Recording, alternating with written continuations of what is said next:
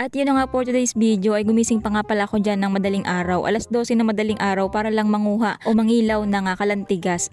Madaling araw kasi ang hibas at saka ay hindi naman ganun kalakihan ng hibas kaya naman ay din na nga lang ako sa tabing ilog mangingilaw. Ayun, babaybayin ko yung tabing ilog. Kaso nga lang ay yung flashlight ay kakaumpisa ko pa lang ay mukhang inaantok na agad. Mas malinaw pa ata yung pagtingin ko sa'yo kaysa dito eh. So yun, bali pagpasensyahan nyo na talagang hindi masyadong makita ang dinadaanan ko. Gawa ng yan ng labungan ng flashlight ko. Ginamitan ko pa yan ng flash ng cellphone ha. Pag nga tinanggal yung flash ng cellphone ko ay talagang halos wala nang makita ay. Tapos ayan nga, nakakatuwa kasi nga dumating na yung order ko na phone holder. Kaya naman hindi na nga ako mahirapan sa pagbibit-bit ng aking cellphone. At nakadikit na lang sa katawan ko. Kaso parang ako ay diskumpiyado pa rin. Parang ako natatakot. Parang feeling ko ay malalaglag ay. Pero at least hindi na nga ako mahirapan pang kumilos kasi nga dalawang kamay ang magagamit ko. Kaya nga lang, ang problema naman ay yung flashlight namin. Wala namang belt. Ay di bit-bitin ko rin. O diba, yan ang dami reklamo ko. Kinauwit natutulog na laang. Pero hindi at naisipan ko nga talagang maggata ng kalantigas. Lalahukan ko baga ng puso ng saging kasi nga si mama ay nanguha ng puso ng saging. Ay di naisipan ko nga maggata. Nga pala itong kalantigas ay nablog ko na rin noon nung ako'y nanguha ay sa hibasanan naman. Yun naman ay yung mga kinukuha ko sa hibasanan, yung mga binubuklot baga sa bato. Ito naman ngayon ay pangingilaw ng kalantigas. Marami kasing maraming paraan para makakuha ng kalantigas. Yung iba nga ay dati yung ginagawa namin nung kami bata pa. Binibingwit namin ng kalantigas, pinapainan namin ng isda at tali ang ginagamit namin kasi nga kapag nailon ako, konting sipit lang ay patid agad yun. At ang nakakatuwa kasi sa kalantigas, hindi agad sila nabitaw sa pain kahit nakalambi-lambitin laang sila. Kaya madali mo talagang mahuhuli. Pero minsan gumagamit kami ng sirok para baga nakaantabay. Kung baga ay sakaling malaglag, kung baga ay bumitaw, ay di masasalo. Ay sana all sinalo. Pero pwede mo rin namang gamitan siya ng bintol para mas madali. Para baga hindi masyadong hasol at magasirok-sirok ka pa. Sa bintol kasi kapag sumakay sila doon sa lambat, ay di yun, ay angat mo lang huli na agad sila. Nga pala kami tuwang-tuwa noon kapag kami namimingwit ng kalantigas. Kasi minsan akala namin ay sabit kasi nga yan ang hirap hatakin. Yun pala ay sumibad lang yung malaking katang. Talagang hindi ko malimutan yun, nakakatuwa eh. Ang laki kasi nung sumibad sa aking katang noon. Kaso hindi ko nga lang nahuli. Kasi nga bumitaw agad. Pero kapag nakulangan ka pa sa ganoong paraan ng panghuli ng kalantigas, ay pwede mo rin namang kamayin. Kasi nga kapag hibas, mautal na naman. Kapag hibas ay mga nagbalay laang naman yan sa tabing ilog.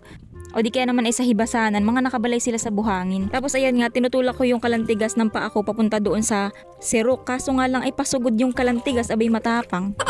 Tapos ayan nga at bigla na lang ako napaigtad dyan kasi nga kala ko kung ano yung gumagapang sa akin paa. Yun pala ay yung para bagang katang-katangan ang tawag din sa amin. Yung mga nag-aakyatan baga sa bakawan. Balikan to nga pala manghuli ng alimasag or kahit ano pa nga kalantigas man yan or katang kapag gagamitan mo siya ng sirok ay para baga siya nga gugulatin mo para tumakbo doon sa sirok. Kumbaga ay yung para bagang bubugawin mo. O di ba naging bugaw ka pa? And I mean, kapag kasi yan ay sinugod mo yung sirok dyan, tatakbo lang yan palayo. Kailangan ay parang itutulak mo siya pumunta doon sa sirok. So yun na nga, balik ko kundi nga lang pala yung mga kalantigas na nahuli ko at ako nga ay umuwi na at ako hindi na natutuwa kasi nga napakaraming bangkan dumadaan at nalalabo lang yung ilog. Lalo na ako nahihirapan, hindi ko makita na. Tapos yan, labo pa ng aking flashlight ay magtigil. Tapos ayan nga at kinabukasan ay nagata na nga ako ng nyog at kaya nga lang talaga ay nakatakas pa yung aking nahuling kalantigas. Kukunti na nga lang ay nakatakas pa. Pero kahit papaano naman ay buti at may natira pa. Medyo maliit lang kasi yung timba na pinaglagyan ko kaya wari ko nakatakas. Pero ako'y taka kasi nga ay aliliit lang naman yung kalantigas ay paano makakaon yun dun at saka akaunti lang naman yung nahuli ko. Abay wari ko siguro ganun talaga kapag desidido kang tumakas at talaga ay makakatakas. Kagabi ko pa nga nahuli yung mga kalantigas pero tanghali pa rin ako pumunta din sa tabing dagat kasi nga ay pumunta muna ako saglit sa ilog at baka sakaling makadagdag pa nga ng kalantigas kasi nga nakatakas yung iba yan nung unti na nga noon. Kaso wala nga ako nahuli kahit isa kaya naman ay hiningi ko na nga lang yung alimasag na nahuli ni Papa sa paninikin at idadagdag ko na nga lamang dun sa aking lulutuin din sa dagat. Yan, mauutal na naman. Ano ba naman yan? Tapos ayan nga't nakarating na ako din sa aming ginawang papag ni Mama. Bali first time ko nga palang gagamitin aring papag na are at ito nga palang video na ito ay medyo matagal na. Hindi ko nga lang agad nagawa at kasi nga ay hindi ako makapag voice over dito kasi ang daming tao. Ngayon lang ulit ako nakapag voice over kasi walang tao ngayon. So yun na nga, mabalik tayo at ako nga pala nagakalkal na dyan ng mga gayak ko at nagdala na nga rin pala ako ng nilabong turdan na saging. Yes po, pwede pong ilabon ang turdan kapag hinog na kasi kapag hilaw medyo mapakla siya pero kapag hinog ay pwede na po yun ilabon. Nakakatuwa nga kasi hindi na mangangalat yung mga gayak ko kasi nga ay meron na akong papag na pagpapatungan. Naisipan nga pala ng tita ko na dapat daw ay magdala na laang din daw ako dito ng kalan para daw ako hindi nahihirapan sa pagbubuhay ng apoy. Pwede rin naman, kaya nga lang iniisip ko yung gagamitin kong uling kasi nga nanghihinayang ako sa uling kasi nga binibili ang uling, mahal ang uling. Pero dito naman sa amin hindi naman namin binibili at kami mismo ang nag-uuling. Yung mga tuyo-tuyo bagang kahoy na mga nandinis sa may tabing dagat, yun ang mga inuuling namin. Kaya lang ay syempre ang uling kasi ang ginagamit namin sa pagluluto sa bahay. Ay syempre yung gagamitin namin sa panluto sa bahay ay gagamitin ko pa din. Ay sayang naman at gawa ng yan hirap din naman mag-uling. At saka ay marami namang mga tuyong kahoy dito. Pwede naman na irinala ang aking gamitin. Saka na-enjoy ko naman ang maglambitin din sa may pipisik para manguha ng panggatong. Bali na rin na nga pala yung mga nahingi kong kasag kay Papa. At kung titingnan nyo ay parang puro kasag na lang ari at wala na halos kalantigas kasi nga ay nakatakas kayo mga kalantigas.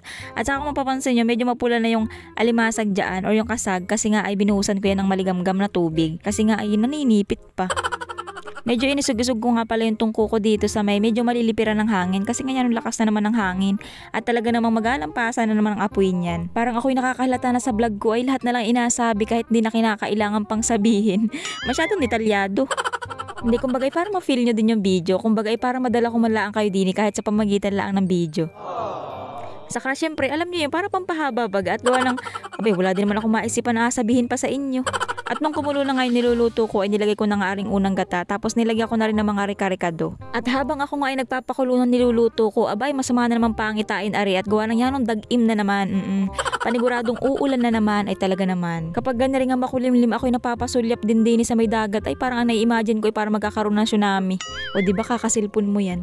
Sana naman na hindi agad ako abutin ng ulan. Sana makatapos muna ako ng pagluluto kasi ngayon ang hirap magluto kapag umuulan at mababasa nga yung apoy. Imbis na sarili mo yung papayungan mo ay kailangan mo pampayungan yung apoy.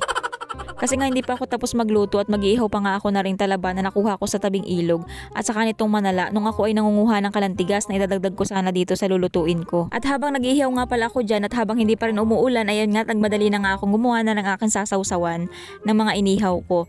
At madalian na rin ito para baga ako hindi maabutan ng ulan. Pero wari ko naman na hindi na uulan at maliwalas na ang kalangitan. Sana nga at gawa ng yan, hirap naman kumain tapos mag-video ka, ay ba, hindi naman waterproof ang aking cellphone. Tapos ayan nga, nakatapos ako sa pagluluto nang hindi pa umuulan at sana ay makatapos din ako sa pagkain nang hindi pa umuulan. Kain po tayo guys. At tingnan nyo nga naman yung talaba na nakuha ko, grabe napakalaki ng laman niya. Tapos yung aking inihaw na manala, ayun okay pa naman, may nakikita pa naman akong brown. Tapos hindi pa nga ako nag-uumpisang kumain na iniisip ko na agad na panigurado na naman na kahit anong nguya ko din sa puso ng saging hindi na naman ako matutunawan. Panigurado na naman yan. At tingnan nyo nga naman yung pwesto talaga ng aking papag at talaga namang swabing-swabe at nakaharap pa sa dagat. Kaya naman para doon sa mga gumagamit po na rin aking papag ay sana naman po ay pakilinis at talaga namang ay pinaghirapan ko din naman kahit ganito ang paghihitsura. Una ko na nga pala nilantakan aring talaba kasi nga paborito ko talagang inihaw na talaba at saka nakakatuwa kasi ang laki ng laman niya. Saka sa totoo lang hindi naman kasi talaga ako mahilig sa mga pagkaing may gata. Yung mga ulam baga na may gata kasi nga ang aking tiyan ay medyo sensitive. Di ba yan ang arte? Kala mo yan ang ganda. Pero minsan naman ay nakakain naman ako na may mga gata. Kumbaga ay depende lang talaga sa mood ng aking sikmura.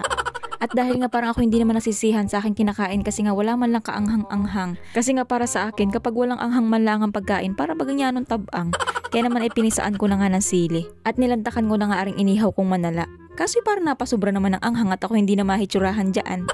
At talaga namang yan ang sakit sa lalamunan. Mahilig ako sa manghang pero yung saktuhan lang naman kapag naman sobra-sobra na hindi rin naman maganda at yan ang sakit naman sa labi para may sugat. Tapos ayan nga at mauubos ko na lang ang aking kanin na hindi ko pa malang halos napapansin aring ginataan ko. Kasi nga din pala ang sa talaba at saka din sa manala ay solve na ako. Nakakagana talagang kumain kapag sa tabing dagat kakakain kasi nga hindi ko rin alam kung bakit. Pero ang sarap kasi sa pakiramdam, alam mo yun, yung presko ang hangin, maganda yung view, tapos maganda pa ako. Sana all.